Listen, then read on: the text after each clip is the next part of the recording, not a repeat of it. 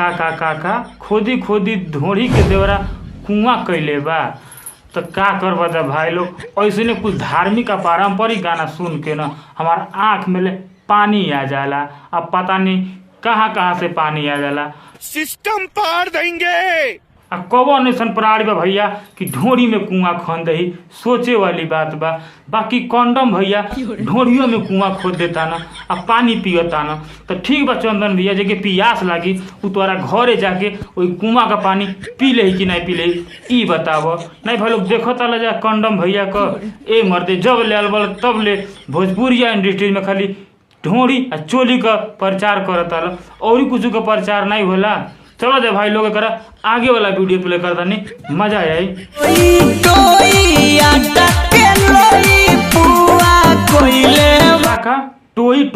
आटा के लोई पुआ कैले बा। का हो भौजी, जब तहर देवरा टो के आटा के रोटी के पुआ बना देता तब तो तुमके छू दे तो गाभिन हो जेबू। तो नहीं भाई लोग देखत आला जा, अब विश्वसनीय बात ई कुल रियल में बदलता ना भैया। का करबो ई कुल गाना सुन के ना पृथ्वी संकट में आ गई भैया। खाली ढोड़ी आ चोलिए चलता भोजपुरिया गाना में।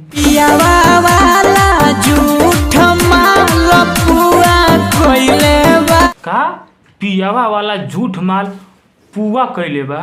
तो ये भौजी तब तो ठीके न कैले बा, काहे कि पिया वाला झूठ मार सियारो आ बकरी नहीं पूछ स। तब तो देवरा दा ठीके कैले बा। आ जवन मुंह बनावत आलू न ई मुंह नइखे शोभा देत, ई गाना में साला लो ग्रेड का बा।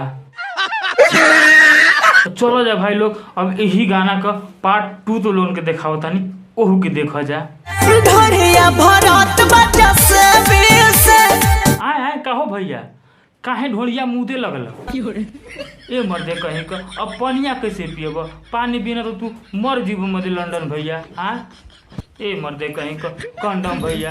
अब इन्हें तो कहता लह कि खोदी खोदी ढोड़ी के मुआना कुआं कैले बा, मान ले पानियो निकले लागल भाई। लेकिन दूसरा बारी मुदे लगला के पानी नहीं निकलत है का कुआं में से। है मर्दे कहीं का खाली जनता के पागल बनावता ला जा। लेके आइल जब से साइंस के डिग्री। हाँ तो का हो गए साइंस का डिग्री लेके आ गया था, तेज रहे पढ़े में गइल बीएचयू में पढ़ के आ गया। का करता साइंस के डिग्री लेके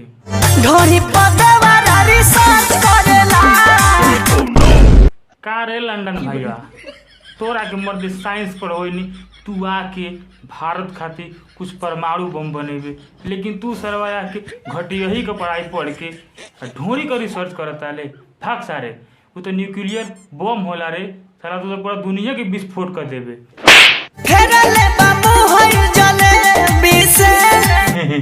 का कहतू भौजी फेरले बा मुँह ई जलेबी से।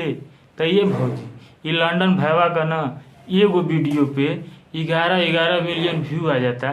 तो अभी छेना रसगुल्ला ना खाई कि जलेबिए खाते रही। भाग मुंह बनाव जा दोसर भतार तू खोज हो गल तो हर काम।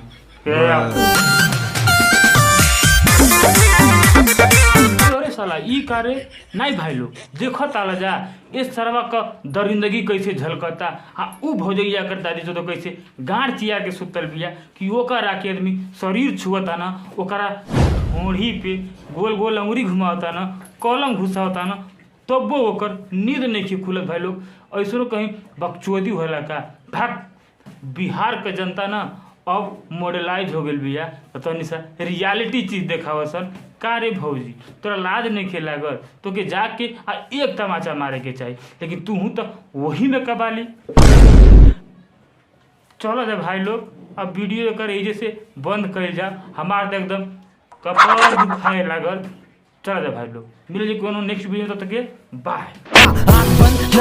खोटा खोटा बात बंद बनना है तो बाप